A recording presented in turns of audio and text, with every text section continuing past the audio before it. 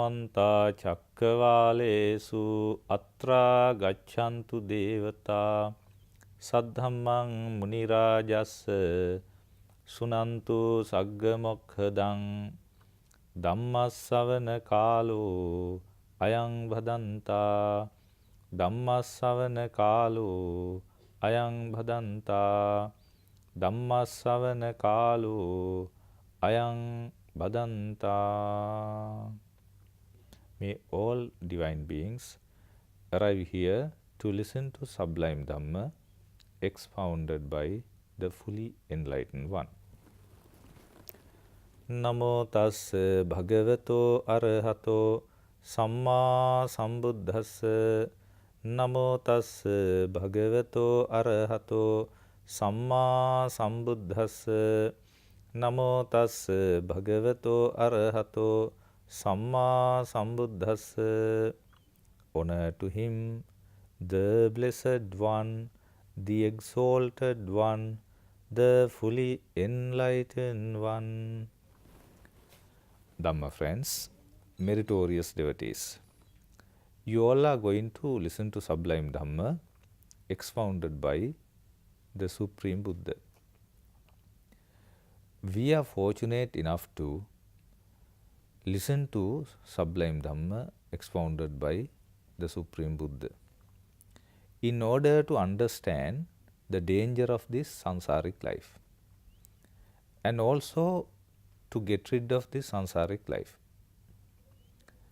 We know generally recently we could commemorate the 69th of independence, 69th of independence. We commemorated that day in a grand manner. There we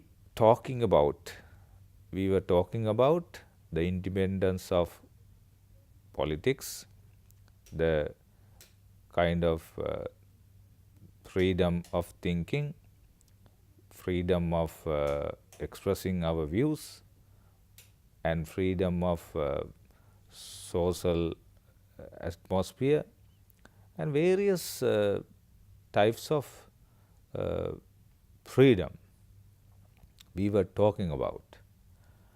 But nobody talked about freedom from sansara, this dangerous sansaric life. Nobody talked in any speeches, because nobody can, basing on material world, can understand this reality. Only supramundane level mind can understand the freedom of sansaric life. Therefore the Supreme Buddha is the only one who understood, who really comprehended this idea, who really understood about the freedom from sansara, the importance of free from this dangerous sansaric life, in which we generally are born in the purgatory or hell, in animal plane and in the ghost plane and the asura world. General mass do not understand that they have been born in these unpleasurable planes, because their mind is not developed up to that level. Only the Supreme Buddha could understand this reality. Beings are born in hell, animal plane, ghost plane, and preta world, and also asura world. Very rarely they are born in human world and heavenly world, and also Brahma world. Meritorious devotees, therefore, free from sansara, freedom from this dangerous sansaric life is the real freedom. Not other things are kind of they also can be called as freedom in relation to material world, but in relation to real world, freedom is freedom from this dangerous samsaric life, the circle of births. In order to get freedom, we have to free from our faculties. What are the faculties? 6 faculties. What are those 6 faculties? What are these 6 faculties? Eye, ear, nose, tongue, body and mind. How can we free from these faculties? That is the problem. We have to understand these faculties as they really are. Otherwise, we cannot free from these faculties. Actually, freedom comes on us when we free from these faculties. The real freedom is that all the other freedoms are kind of temporary type of freedom. Political freedom, social freedom, economic freedom and other freedom of thinking, and all these types of freedoms are generally based on material world, but meritorious devotees, freedom from these faculties is the freedom from dangerous samsaric life. Therefore, you must strive to free yourself from these dangerous faculties.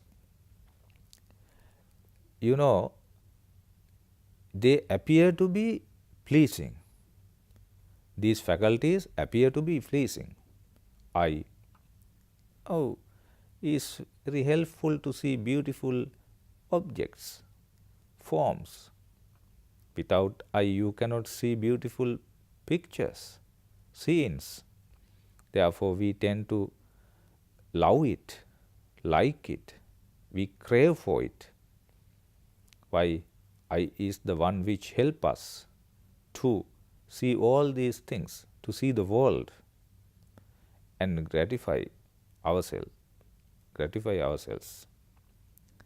Therefore, we love it, and we love our ear, pleasing sounds, mellifluous sounds we can hear from our ear, and also our nose, odors, very liking smells, pleasing smells,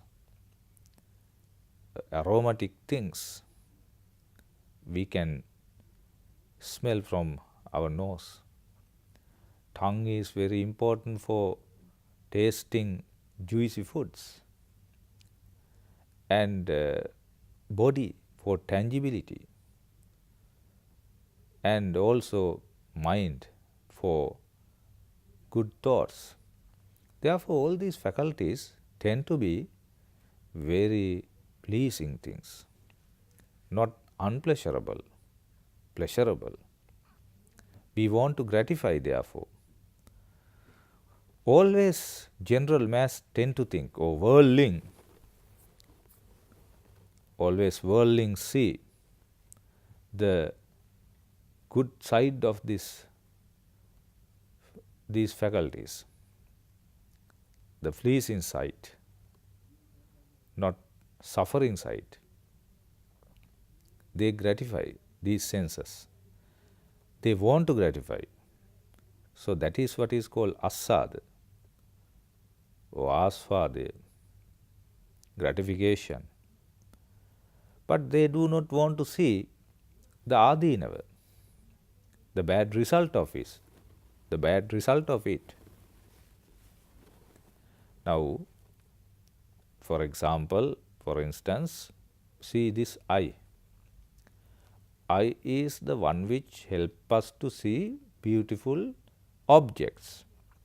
But gradually this eye, the eyesight become poor. Eyesight becomes poor and weak, and sometimes we have to get our eye operated. We have to put lenses to our eye, and our eye sometimes due to various diseases, eye becomes blind. Then that is the bad results of this eye. That is the bad result of this eye. But when we see the pictures, objects that we like, we don't remember this bad result. Adinava. You understand?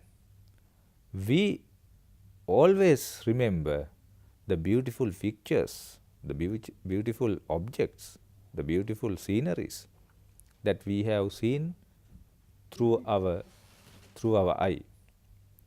So we do not understand the bad result of this.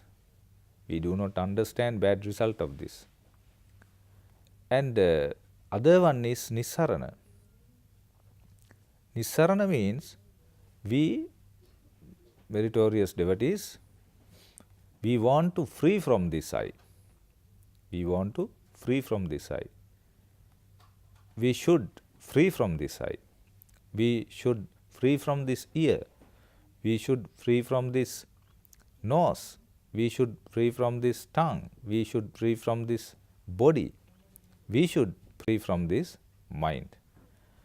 People cannot understand these things.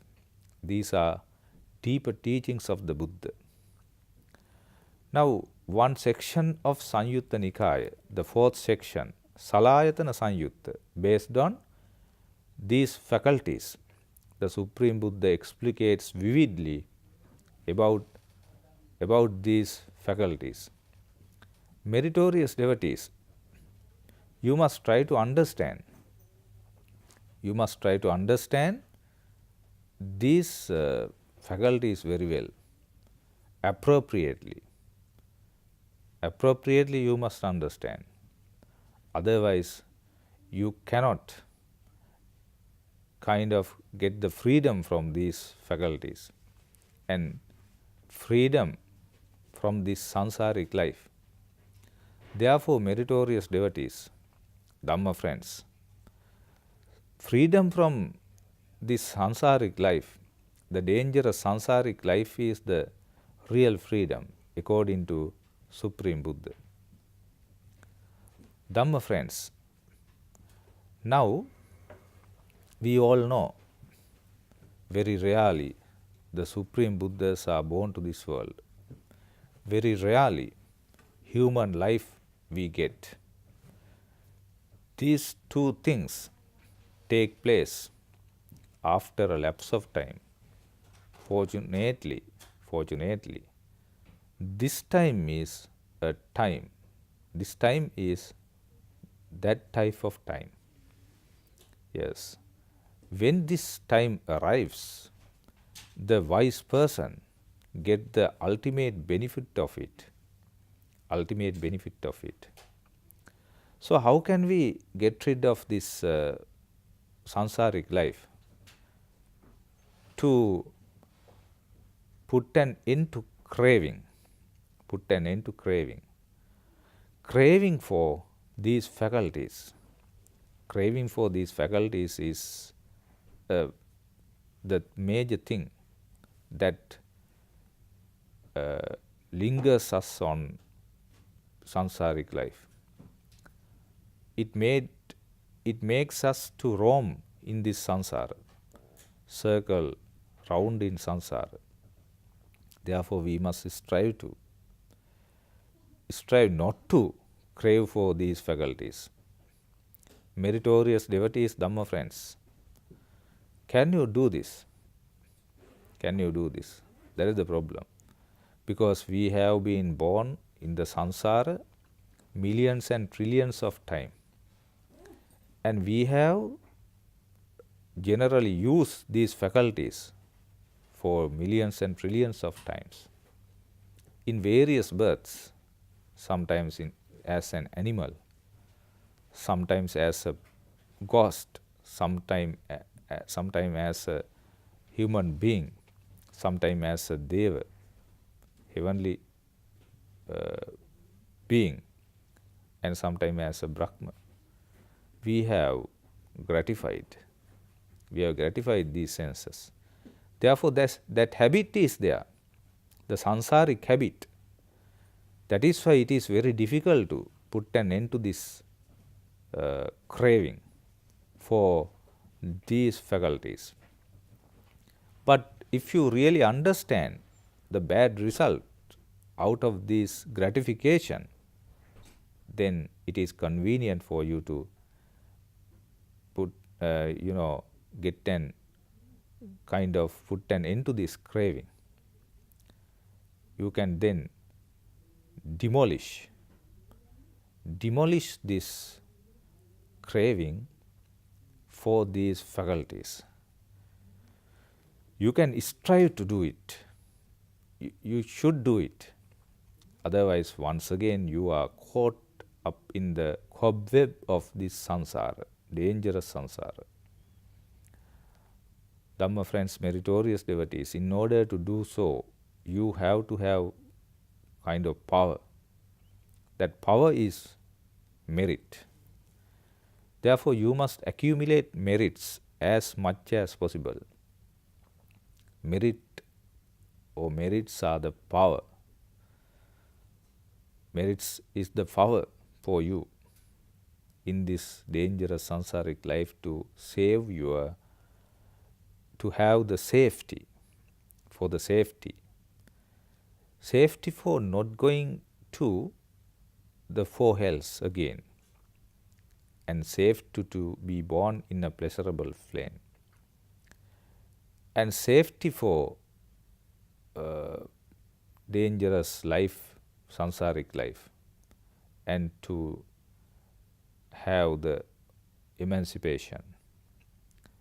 Therefore, meritorious devotees, having understood this reality, you also must be able to accumulate merits as much as possible. Just like a garland, taking one flower, putting one flower and flower, making a huge garland, we also have to accumulate merits. Yatapi puppara simma kaira mala gune bahu evan jatena macchena kattabbam kusalam bahu. There are three types of merits that we can do. What is the one? The first step is to offer things, dana. Secondly, sila or good conduct, morality. Thirdly, meditation. These are the three important merits or meritorious deeds that one can do. You can do these meritorious deeds. Dhamma friends, unfortunately, you waste time without accumulating merits according to your ability. Now, for example, meditation is concentration, stillness, thinking over something appropriately. Now, for example, if you think on Supreme Buddha's qualities, that is called the Buddhanussati meditation, reflection on Buddha's qualities. If you reflect on metta, the loving kindness, that is Maitri. If you reflect on inhalation and exhalation, that is Anapanasati. If you reflect on the repulsiveness of the body, that is Kayagata Sati. So, these are the kind of meditation objects that you can practice. At whatever point in your time, you can do this. Suppose the time is that you just waking up on bed, there itself you can just think about the Supreme Buddha's qualities. Sometimes you go to bathroom, there also you can think of sometimes. That time also can be used for meditation. Be mindful. And especially repulsiveness of the body. The bathroom, the toilet is quite appropriate to concentrate on repulsiveness of the body. Kayagata sati. One Arahant once mentioned, it is just like symphony, right, for him. And Supreme Buddha says, it is just like having nectar, the kind of meditation on repulsiveness of the body, Kayagata sati. Obnoxious objects of the body. 32 obnoxious objects are there. Therefore, we must strive to do this meditation too. And Dhamma friends, meritorious devotees, and we must try to do, observe Sil also, 5 precepts. You have time and always you can do this merit. You can do this. You can observe these 5 precepts without violating. You can acquire a lot of merits. Just more than offering to 100 Arahants, more than offering to 100 silent Buddhas, more than offering to the Supreme Buddha, you can accumulate merits by observing 5 precepts. And what about observing 8 precepts? More than what you acquire by observing 5 precepts, you can accumulate merits by observing 8 precepts. Therefore, don't postpone and strive on with diligence. The diligent is very important. Putting off, postponing is dangerous. We always tend to postpone. We do not want to, of course, be alert on merits. We want to be alert on other things, material things, power, fame, education, beauty, and various other factors. But we do not want to be diligent regarding merits. But we are gradually closing to our death. These days we do not have, lengthy period to live, just like the people who did in the past, at least 120. Now it has come down to generally approximately 60. These days people cannot go beyond that. Those who have already passed the destination are fortunate enough, but others cannot do that. We can see with the approximate deaths taking place, the kind of death tolls in the country, we can understand this. How many people die within the period of 50 to 60, 65, like that. But very rarely now people pass the aging limit of 60. Therefore, we have no much time to spend for accumulating merits. Therefore, now you have to start doing so. Today is the time. Today is the date. Don't postpone. Be diligent. Therefore, in order to have real freedom, we have to free from these 6 faculties.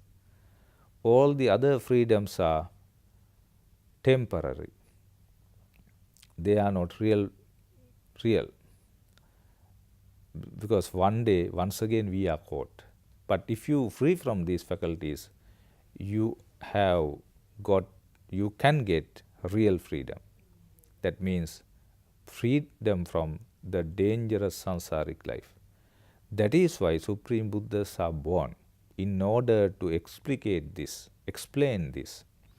in order to expound this supreme reality to the innocent people in the world. Therefore, we are innocent people in the world. We are caught in the dangerous sansaric life, which you cannot understand with your own intelligence. But with wisdom, super wisdom, the Supreme Buddha understood this reality. That is why we must strive to be free from these 6 faculties. Then we can get the real freedom. That is not impermanent. It is permanent freedom. Therefore, we have to have permanent freedom. We do not want impermanent freedom, like the material freedom. Therefore, that's why I wanted to talk about at a time when we have already commemorated Sri Lanka's 69th Independence Day. What is real freedom according to Supreme Buddha's teachings?